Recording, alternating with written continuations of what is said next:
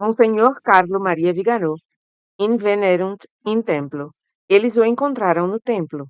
Homilia sobre o domingo dentro da oitava da Epifania. Sagrada Família de Jesus, José e Maria. Ut erat subditus illis, e estava-lhes sujeito. Lucas 2, 51. Após a manifestação aos pastores na Santa Noite de Natal e a manifestação pública aos magos na Epifania, a liturgia deste domingo nos leva à intimidade da Sagrada Família. A instituição desta festa é relativamente recente.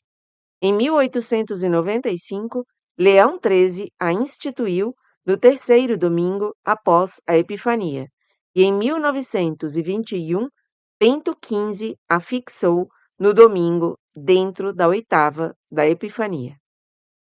Não devemos esquecer que naquela época a Igreja Católica e a sociedade estavam se recuperando das perseguições dos governos liberais e maçônicos do século XIX e dos horrores da Grande Guerra.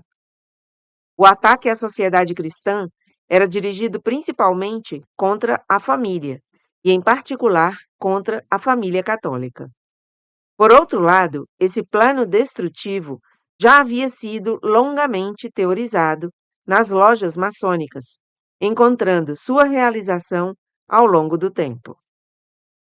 Em nossos dias, a ideologia woke, que é satânica em sua origem, considera a família tradicional e patriarcal como um obstáculo à instauração da nova ordem globalista e, por essa razão, impõe o cancelamento de toda a civilização grega, romana e cristã.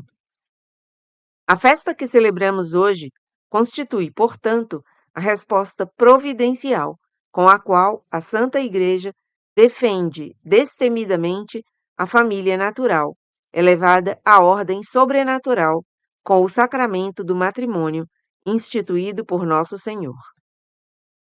A esta célula indispensável da sociedade, que nenhuma autoridade terrena poderá jamais substituir por qualquer sucedâneo sem incorrer nos mais severos castigos de Deus, a sabedoria dos romanos pontífices propôs como modelo a Sagrada Família de Jesus, Maria e José.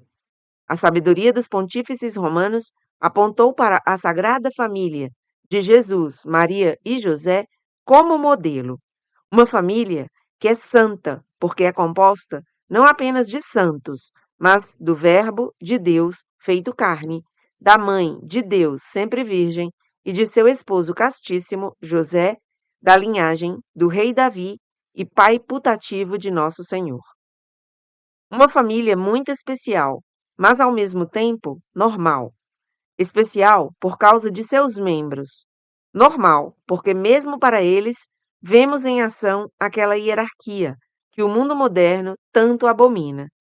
Uma hierarquia que é ontologicamente patriarcal, precisamente porque se funda na paternidade divina do Pai Eterno, de quem nosso Senhor Jesus Cristo nos fez herdeiros. Como filhos de Deus na ordem da graça, também nos tornamos filhos da Regina Crucis, daquela que o Senhor moribundo nos deu no Calvário como mãe de cada um de nós e de todo o corpo eclesial, para que a invocássemos como Mater Ecclesiae, mãe da Igreja. A Sagrada Família é a Imago Ecclesiae, onde existe um pai comum que a governa, uma providente mãe santa que educa seus filhos e uma prole inumerável de Cristo que vê a luz nas águas do batismo e é conduzida aos pastos eternos. É um modelo de ordem, um cosmos divino perfeito, válido para todos os tempos e lugares, aquele da família natural fundada na união de um homem e uma mulher, tendo como propósito principal a propagação da humanidade e a educação dos filhos. Uma família que o Divino Mestre elevou nas bodas de Caná à imagem do amor de Cristo pela Igreja e que o apóstolo Paulo delineou admiravelmente na Epístola aos Efésios. Efésios 5, 22 a 33. Uma família que é, por assim dizer, trinitária, na medida em que é cooperadora mística da ação criadora de Deus Pai, da ação redentora de Deus Filho e da ação santificadora de Deus Espírito Santo. O amor que une o marido e a esposa na comunicação da vida é um débil raio daquele amor divino que une o Pai ao Filho.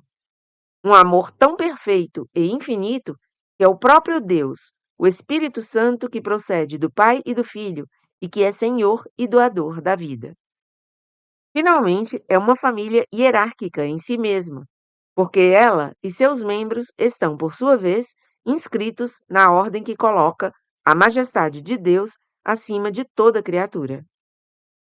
Em uma família em que cônjuges e filhos amam o Senhor e seguem seus mandamentos, o amor entre os esposos e o amor recíproco entre pais e filhos certamente implica, mas de certo modo supera, a obediência, tornando vivas e reais as palavras de São Paulo. Acima de tudo, revestivos de amor, que é o vínculo da perfeição, e que a paz de Cristo reine em vossos corações, a qual, de fato, fostes chamado em um só corpo. Colossenses 3, 14 e 15.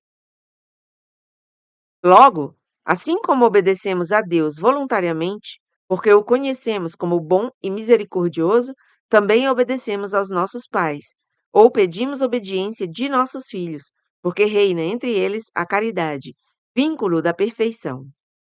Acima de tudo, diz São Paulo, esteja a caridade, isto é, Deus, que é caridade. 1 João 4,16. Permanecer na caridade é, portanto, permanecer em Deus. Qui manet in caritate in Deo manet, et Deus in eo. Quem permanece na caridade permanece em Deus, e Deus nele. 1 João 4,16. Há também uma família celeste, caríssimos fiéis, a Santa Igreja Católica, Apostólica e Romana. Uma família na qual temos Deus como nosso Pai, nosso Senhor como nosso irmão e a Virgem Imaculada como nossa mãe. Nesta família, todos os católicos estão reunidos. O corpo místico sujeito a Jesus Cristo, Rei e Sumo Sacerdote, sua divina cabeça. Nesta sociedade perfeita, cujo propósito é a santificação das almas no interregnum entre a ascensão de Nosso Senhor e sua gloriosa vinda no fim dos tempos, a obediência ao Pai Celestial precede a obediência ao Pai terreno. É por isso que vemos o menino Jesus, aos 12 anos, durante uma peregrinação a Jerusalém, separar-se de seus pais e permanecer no templo para ouvir e questionar os doutores da lei. Ele lembra a Santíssima Virgem e a São José que possui uma missão a cumprir. Por que me procuráveis? Não sabíeis que devo ocupar-me das coisas de meu Pai? Lucas 2,49. O Senhor nos recorda, tanto como filhos quanto como pais, que o propósito de uma família católica não se esgota na propagação da espécie e na educação segundo a lei da natureza, mas implica e impõe a responsabilidade gravíssima de batizar e instruir os filhos na única verdadeira religião, usando a autoridade parental para capacitá-los a viver virtuosamente e evitar o pecado. Implica também a capacidade de discernir quando o Senhor chama uma alma a servi-lo na vida sacerdotal ou religiosa, dando aos pais a oportunidade de transformar em graça o sofrimento humano decorrente da separação de um filho que amaram e viram crescer, e que, como Maria e José, reencontrarão no templo. Se os filhos realmente desejam ser obedientes, devem compreender que a maneira mais eficaz de combater os princípios infernais da revolução é defender o patriarcado, que se funda no verdadeiro conceito de obediência e não em suas distorções, seja pelo excesso, servilismo ou pelo defeito, insubordinação a qualquer autoridade. O Senhor os recompensará por sua santa obediência ao que seus pais legitimamente lhes pedirem e os guiará sobre como comportar-se virtuosamente caso seja necessário desobedecer à autoridade paterna para não desobedecer a Deus. Coloquemo-nos sob o patrocínio da Sagrada Família e dediquemos algum tempo a rezar diariamente, se ainda não o fazemos, aquela oração tão querida a São José, composta pelo Papa Leão XIII, na qual se resumem nossas esperanças. Protege, ó providente guardião da família divina, os filhos escolhidos de Jesus Cristo.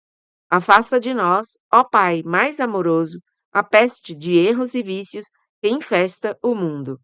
Assiste-nos favoravelmente do céu nesta luta contra o poder das trevas, ó nosso mais poderoso protetor. E assim como uma vez salvaste a vida ameaçada do menino Jesus da morte, defende agora a Santa Igreja de Deus das armadilhas hostis e de toda adversidade. E estende tua proteção sobre cada um de nós sempre, para que, seguindo teu exemplo e com tua ajuda, possamos viver virtuosamente, morrer piamente e alcançar a bem-aventurança eterna no céu. Amém. E assim seja. Carlo Maria Viganò, arcebispo. Em 11 de janeiro de 2026. Domingo dentro da oitava da Epifania. Sagrada Família de Jesus, Maria e José.